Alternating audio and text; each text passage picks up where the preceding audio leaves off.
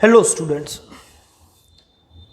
आज से हम एक बहुत ही इम्पोर्टेंट टॉपिक स्टैटिस्टिक्स का पढ़ने जा रहे हैं। स्टैटिस्टिक्स का एनालिसिस टूल जो है उसका सबसे बेसिक टॉपिक जो है वो यही है। मैंने आपको बताया था कि स्टैटिस्टिक्स का मतलब होता है कॉपाई,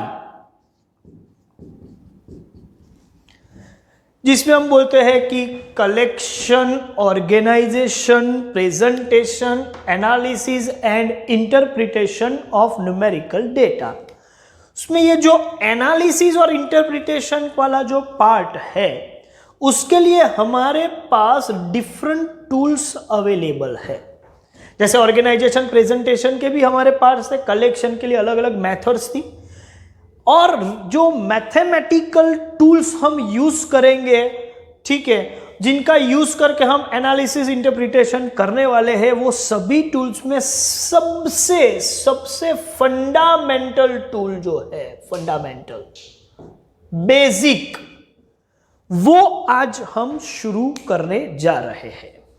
और वो बेसिक या फंडामेंटल टूल का जो नाम है उसको बोलते हैं मेजर्स ऑफ सेंट्रल टेंडेंसी। अब ये नाम इतना ज्यादा है, इतना बड़ा है, थोड़ा कंफ्यूजन है, इसका मतलब क्या है उस सब में अभी नहीं जाएंगे। पहले मैं पूरा डिस्कस करूंगा, फिर वो नाम के साथ मैच करूंगा कि क्यों इसको मेजर ऑफ सेंट्रल टेंडेंसी ऐसा बोला जाता है।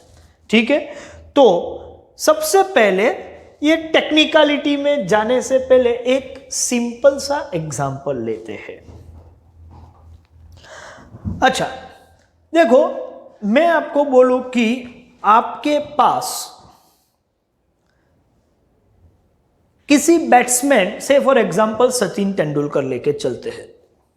सचिन तेंदुलकर के अपनी करियर में फर्स्ट इनिंग से लेके लास्ट इनिंग तक जितनी भी इनिंग उसने खेली हुई है वो सभी, मतलब टेस्ट मैच इनिंग की मैं बात कर रहा हूं, तो सभी इनिंग के स्कोर आपको यहां अवेलेबल है। मान के चलो पूरे सभी इनिंग के स्कोर आपके सामने 500 से ज्यादा इनिंग होगी, एग्जैक्ट फिगर मैं अभी नहीं बोल सकता, लेकिन मान के चलो कि 500 या उससे ज्यादा फिगर्स है, वो सभी फिगर्स आपके सामने यहां पर रख देते हैं और वो सभी 500 फिगर को आपको देख के बोलना है।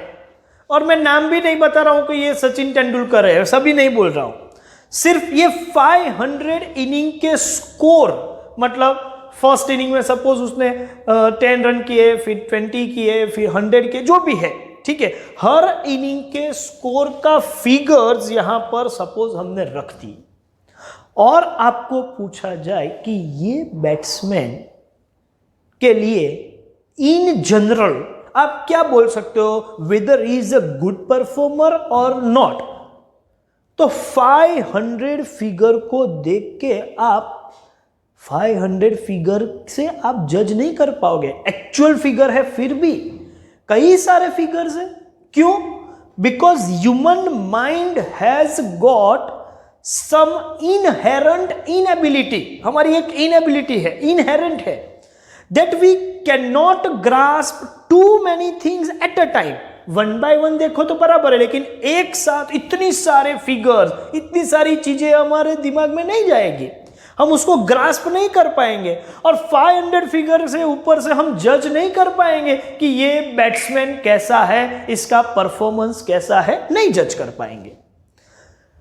लेकिन ये 500 फिगर्स या 500 से ज्यादा भी है, वो सभी फिगर्स के बजाय मैं सिर्फ एक फिगर आपको बोलूं कि एवरेज स्कोरिंग रेट इज 57.75 पर इनिंग, ये मैंने लिखा है एवरेज। तो ये फिगर से आप बोल पाओगे हो 57.75 मीन्स मोर और लेस ऑलमोस्ट 58 रन पर इनिंग कर रहा है, तो ये बैट्समैन बहुत अच्छा है। तो ये जो 57.75 ये जो एवरेज फिगर है उसने वो काम किया जो 500 फिगर्स ने नहीं किया था। ये एक फिगर ऐसा है जो एक्चुअली ये सभी 500 फिगर का सेंट्रल आइडिया है। इसका सेंट्रल पॉइंट यही है, ठीक है, कि एवरेजली 57.75 रन्स करता है।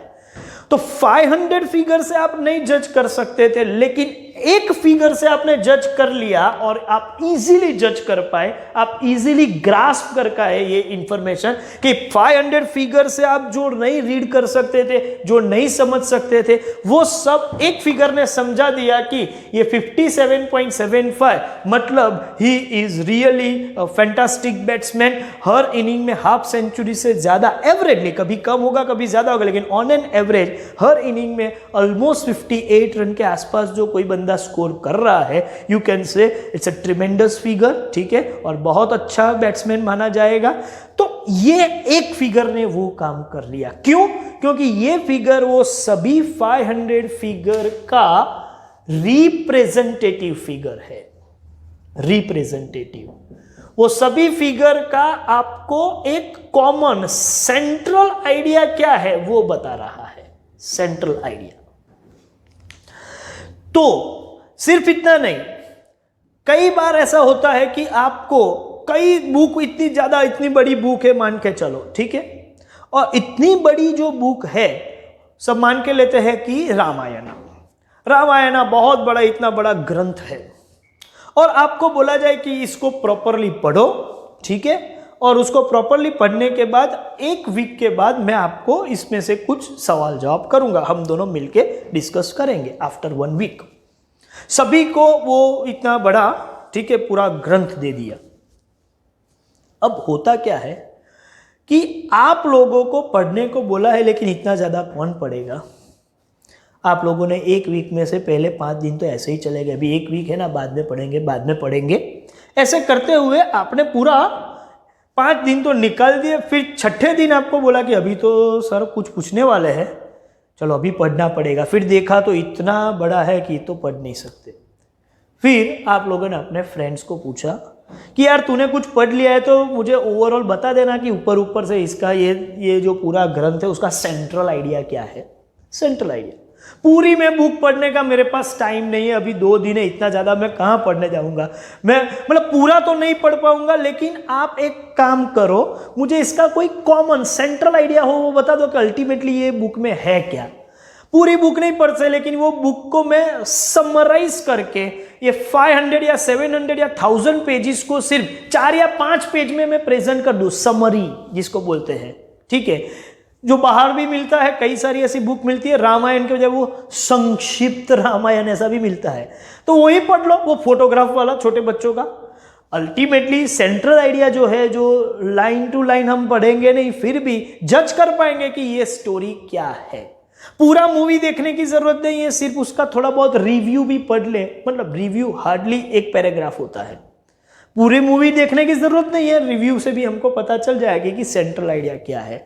तो ये जो कई सारा मास ऑफ डेटा होता है या मास ऑफ इंफॉर्मेशन होती है, उसको ग्रास्प करने के लिए हम उसको समराइज करके, छोटी करके प्रेजेंट करते हैं, और ज्यादातर उसका रिव्यू ले लेते हैं, इसका फाइनल रिपोर्ट ले लेते हैं। डिटेल कुछ पढ़ने की जरूरत नहीं होती है, ठीक है। अभी समझो कि गुजरात में क्या हुआ, महाराष्ट्र में क्या हुआ, एमपी में क्या हुआ, ऐसे 27 स्टेट या 28 स्टेट और सभी यूनियन टेरिटरीज में क्या हुआ आज के दिन में, तो कई सारी इवेंट होती है, लेकिन कुछ हाईलाइट करके, सभी इवेंट के हाईलाइट करके, हर स्टेट का 2-3 इंपॉर्टेंट पॉइंट जो है उसी का रिपोर्ट मोदी जी को करेंगे लोग, ठीक है। ऐसा नहीं कि पूरा डिटेल हर स्टेट का बोलने जाए तो मोदी का एक ही स्टेट में पूरा दिन चला जाएगा, तो ऐसा नहीं होता। लेकिन सेंट्रल आइडिया आ जाता है कि भाई ये सिचुएशन है, यहाँ ये सिचुएशन है, और इंटरनेशनल लेवल पे हर कंट्री का ये सिचुएशन, तो डेली बेस पे उनको स्टडी करने वाले जो होते हैं, उनके सहायक, ठीक है, वो लास्ट में पर डे ऐसा सिर्फ रिपोर्ट कर देंगे, समराइज, समझ में आ जाएगा कि अल्टीमेटली क्या सिनेरियो है, क्या चल रहा है। तो बस यही काम करना है आपको कि ह्यूमन माइंड की जो इनहेरेंट इनएबिलिटी है उसकी वजह से हमने एक नया टेक्निक बना दिया कि लार्ज मास ऑफ डेटा को हम एक छोटी वैल्यू में समराइज करके प्रेजेंट करेंगे, और वो एक वैल्यू और वो एक सिंगल वैल्यू जो है उसी को हम बोलते हैं मेजर ऑफ सेंट्रल टेंडेंसी, क्योंकि वो एक वैल्यू पूरे फिगर्स, पूरे 500 फिगर्स, सभी मास ऑफ डेटा का सेंट्रल आइडिया रिप्रेजेंट करेगा। ठीक है, उसकी वजह से हम उसको बोलेंगे मेजर ऑफ सेंट्रल टेंडेंसी। तो what is measure of central tendency, अब मैं आपको बता दूं, अब मैं इसका डेफिनेशन फॉर्म कर सकता हूं। मेजर ऑफ सेंट्रल टेंडेंसी का मतलब करेंगे single value representing entire mass of data. ये एक ऐसी सिंगल वैल्यू है जो पूरे 500 फिगर्स, पूरे मास को एक ही फिगर में, एक ही नंबर में, एक ही वैल्यू में रिप्रेजेंट कर रहा है। तो such single value representing entire mass of data is measures of central tendency। अब यहां से थोड़ा डिस्कशन टेक्निकल बनने जा रहा है, देखिए कैसे। तो पहले तो सभी को देखते हैं कि ये मेजर्स, ये प्लूरल क्यों है। आपने तो एक वैल्यू बोला था तो सिंगल वैल्यू है, तो it should be a measure of central. एक ऐसा मेजर, मेजरमेंट का एक ऐसा मेजर, ऐसा टूल एक बोलना चाहिए। आपने ये प्लूरल क्यों रखा, पहले ये पॉइंट आएगा। सेंट्रल वर्ड क्यों यूज किया वो तो समझ में आ गया, because it is a representation of central idea. ठीक है, तो इसकी वजह से मैंने सेंट्रल। दूसरा भी एक रीजन है, वो मैं बाद में डिस्कस करूंगा। और टेंडेंसी क्या है, टेंडेंसी मतलब नेचर। ठीक है, तो ये नेचर जो है सेंट्रल का ही नेचर बनता है, उसकी वजह से उसको टेंडेंसी बोला है। तो ये सब चीजें भी डिस्कस करनी पड़ेगी। पहले हम डिस्कस करेंगे कि इसको प्लूरल क्यों बोला है। एक सिंगल वैल्यू है तो प्लूरल क्यों बोला। मैं ऐसे बोला कि सिंगल वैल्यू ही है, वो प्लूरल ही हो, सिंगुलर ही होना चाहिए, लेकिन ऐसी एक सिंगल वैल्यू नहीं है, अप्रोच अलग अलग है। मतलब एवरेज या सेंट्रल वैल्यू निकालने के 3 अप्रोच है, और ये तीनों अप्रोच जो है उसके हिसाब से आप कोई एक अप्रोच से कोई एक वैल्यू आ सकती है, दूसरे अप्रोच से जाओ तो ऐसे 3 अप्रोच है। तो हमारे पास ऐसे 3 मेजर्स होने वाले हैं। कौन से है वो भी मैं बाद में डिस्कस करूंगा, लेकिन ये प्लूरल क्यों है वो। अच्छा, मीनिंग क्या हुआ, मीनिंग जो हुआ वो एक बार लिख लेते हैं। अभी हमने बोला था क्या भाई, तो बोल सकते हैं कि सिंगल वैल्यू रिप्रेजेंटिंग एंटायर, मैं लिख रहा हूं meaning, mass of data is known as measure of central tendency। तो एक तो ये काम हो गया। दूसरा एक पॉइंट, सिर्फ यही एक डेफिनेशन नहीं है, एक दूसरी भी डेफिनेशन है। ज्यादातर स्टूडेंट यही लिखते हैं, ठीक है, कि what is measure of central tendency, तो बोलेंगे single value representing entire mass of data is known as measure of central tendency, यही लिखते हैं। दूसरी भी एक डेफिनेशन है, वो क्या है। सपोज आपने बोला कि 57.75 एवरेज वैल्यू है, लेकिन कई सारी वैल्यू में से ये एवरेज हमने निकाला, कैसे निकाला क्या है वो अलग बात है, लेकिन ये रिप्रेजेंटेटिव वैल्यू है किसकी, वो सभी 500 फिगर का रिप्रेजेंटेटिव वैल्यू है। तो ऐसा बोलते हैं कि single value around which all other values tend to congregate, वैसे सभी वैल्यूज को रिप्रेजेंटेटिव बनना है और वो सभी किसी एक वैल्यू पर कॉन्ग्रोगेट माने के कॉन्सेंट्रेट कर रही है, और ऐसी कॉन्सेंट्रेट होने के बाद एक वैल्यू इमर्ज होके आती है, वो इमर्ज वैल्यू जो है वो मेजर ऑफ सेंट्रल टेंडेंसी है।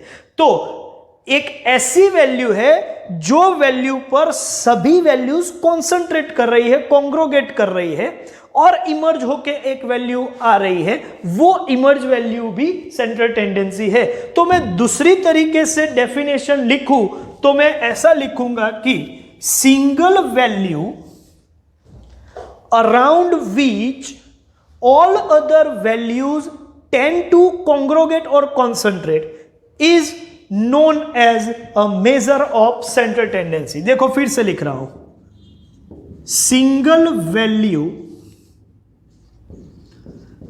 around which all other values tend to congregate।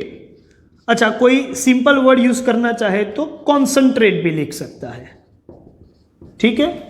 Tend होना मतलब उस तरफ जाना, टेंडिंग टूवर्ड्स, ठीक है। तो tending towards what? concentrate, tending to concentrate or congregate, single value around which all other values tend to congregate is called measure of central tendency। तो हमने दो डेफिनेशन समझी। एक definition single value representing entire mass of data, दूसरी definition हमने समझी single value around which all other values tend to congregate और you can say concentrate, वो भी मेजर ऑफ सेंट्रल टेंडेंसी है।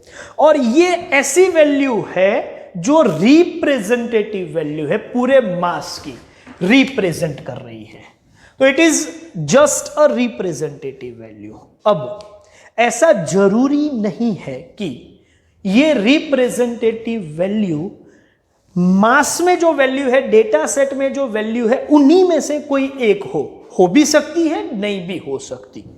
तो ये मान के चलो कि इट इज नॉट नेसेसरी, इसका मैं डिस्कशन भी करने वाला हूं, लेकिन पहले मैं लिख दूं, it is not necessary that such representative value, such representative value मतलब जिसको आपने सेंट्रल टेंडेंसी का वैल्यू माना है वो measure value, such representative value, it is not necessary that such representative value must be out of the data set. It may और may not be, हो भी सकती है, नहीं भी हो सकती। जैसे कि मैं आपको बताऊं, अभी एक हमने सेंट्रल टेंडेंसी का वैल्यू निकाला था 57.75, तो ये पूरे 500 या उससे ज्यादा फिगर का रिप्रेजेंटेशन कर रहा था, ये एक फिगर, और इसको मैं बोलता हूं मेजर ऑफ सेंट्रल टेंडेंसी। तो ये वैल्यू, ये रिप्रेजेंटेटिव वैल्यू, क्या डेटा सेट में कोई भी ऐसी वैल्यू होगी जो ये होगी, मतलब ये रिप्रेजेंटेटिव है लेकिन जरूरी नहीं कि डेटा सेट में से ही हो।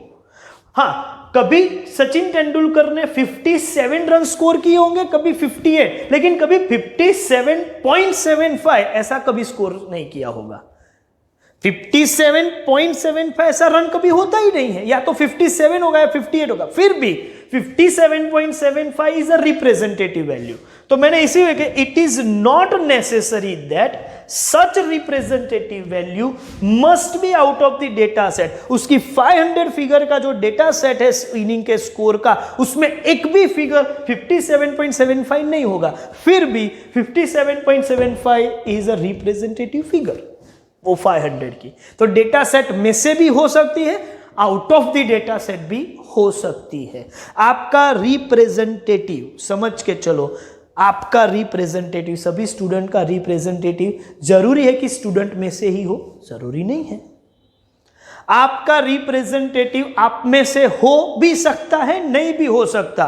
मान के चलो कि मैं कई सारे स्टूडेंट्स का रिप्रेजेंटेटिव बन के प्रिंसिपल के साथ मिलने जाऊं कि सर हमारी प्रॉब्लम्स आप रिप्रेजेंटेटिव बन के जाइए।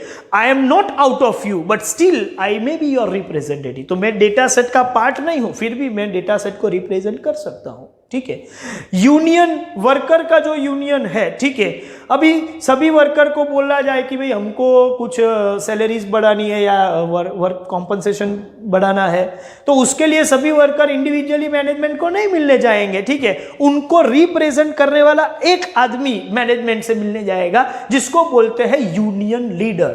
तो union leader is a representative. सभी के साथ बात नहीं हो सकती, लेकिन वो सेंट्रल टेंडेंसी मान के चलो, वो एक सेंट्रल फिगर है, वो एक सेंट्रल आइडिया है, वो जो रिप्रेजेंट करेगा वो सभी यूनियन का, पूरे यूनियन का, सभी वर्कर का वॉइस है। तो वो लीडर जो है वो वर्कर्स में से ही है। ठीक है, तो डेटा सेट का ही एक पॉइंट है जो रिप्रेजेंटेटिव बना। ठीक है, तो उसको हम बोल सकते हैं कि डेटा सेट में से ही रिप्रेजेंटेटिव हुआ। आप ही के स्टूडेंट में से ही कोई आके मुझे बताए, तो वो मॉनिटर सपोज हम मान के चले, तो वो आप में से ही कोई आया है, तो वो डेटा सेट का ही कोई आदमी है, मतलब उन्हीं में से एक रिप्रेजेंटेटिव है। लेकिन जब डेटा सेट में से ना हो ऐसा भी कोई रिप्रेजेंटेटिव हो सकता है। हाँ, जैसे मैंने यूनियन ऑफ वर्कर की बात की, तो यूनियन लीडर जो है वो वर्कर्स में से ही कोई एक है, तो डेटा सेट में से आया रिप्रेजेंटेटिव। ऐसा हुआ कि मैनेजमेंट ने मांगे जो थी वर्कर्स की वो नहीं सुनी, और जब मांगे नहीं सुनी, ठीक है, तो वर्कर्स ने लेबर कोर्ट में केस किया। अब जब लेबर कोर्ट में केस फाइल हुआ है, तो कोर्ट में यूनियन को रिप्रेजेंट करने वाला यूनियन लीडर नहीं होगा, लेकिन उनका लॉयर होगा।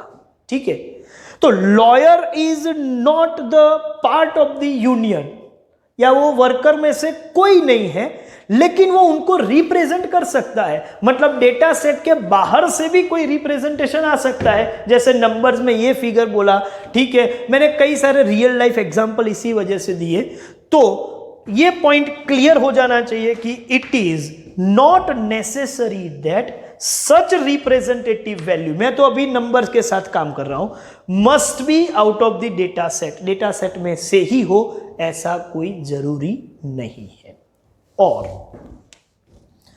इसको सेंट्रल टेंडेंसी क्यों बोलते हैं? तो ये जो रिप्रेजेंटेटिव वैल्यू है, ऐसी कई सारी अलग अलग डेटा के लिए अलग अलग हो सकती है, वो सभी वैल्यू की एक कॉमन टेंडेंसी है, कॉमन नेचर है। क्या नेचर है? मैं लिख रहा हूं, such representative value has got tendency, मतलब nature, to remain somewhere in central part of the data set या distribution. Such representative value has got tendency to remain somewhere in central part of the data set, और थोड़ा मैं इधर ले जाता हूं, hence it is known as measure of central tendency. Word central tendency use करने का ये एक लॉजिक है कि ये रिप्रेजेंटेटिव वैल्यू पूरे डेटा सेट का या डिस्ट्रीब्यूशन का सेंट्रल पार्ट में होने की टेंडेंसी रखता है, ऐसा नेचर रखता है, ऐसी वृत्ति होती है उनकी कि यही रहे।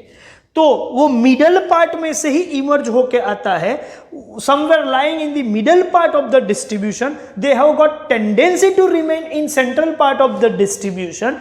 That is why they are called measure of central tendency. क्यों? क्योंकि उनकी टेंडेंसी सेंट्रल में रहने की है।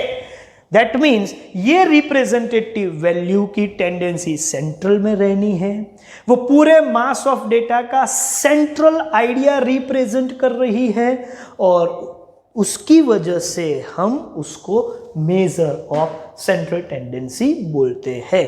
तो ये चैप्टर का नाम जो है वो मैंने क्लियर कर दिया कि क्यों, और वैसे एक वैल्यू है तो उसको मेजर्स क्यों बोलते हैं, क्योंकि ऐसी एक सिंगल वैल्यू निकालने के लिए हमारे पास एक से ज्यादा अप्रोचेस अवेलेबल है, और जो ज्यादा अप्रोचेस है मैं बोल दूं कि ऐसे 3 अप्रोच से हम ये एवरेज वैल्यू या सेंट्रल टेंडेंसी की वैल्यू निकालते हैं।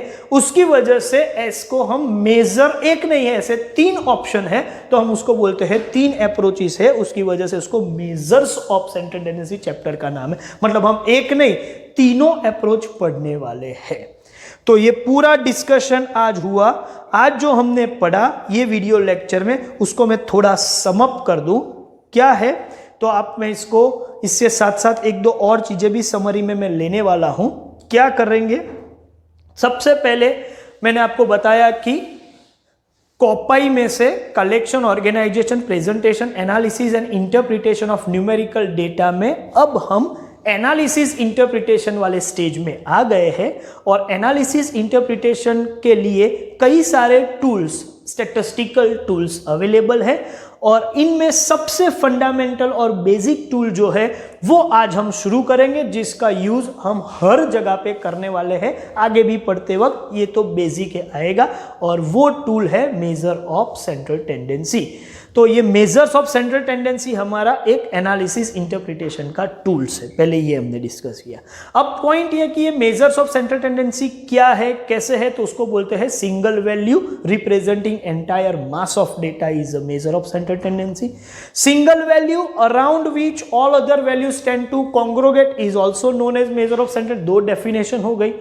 इसको मेजर ऑफ सेंट्रल टेंडेंसी क्यों बोलते हैं वो तो हमने बोल दिया, क्योंकि वो सेंट्रल आइडिया रिप्रेजेंट करती है, and this value has got tendency to remain somewhere in central part of the distribution.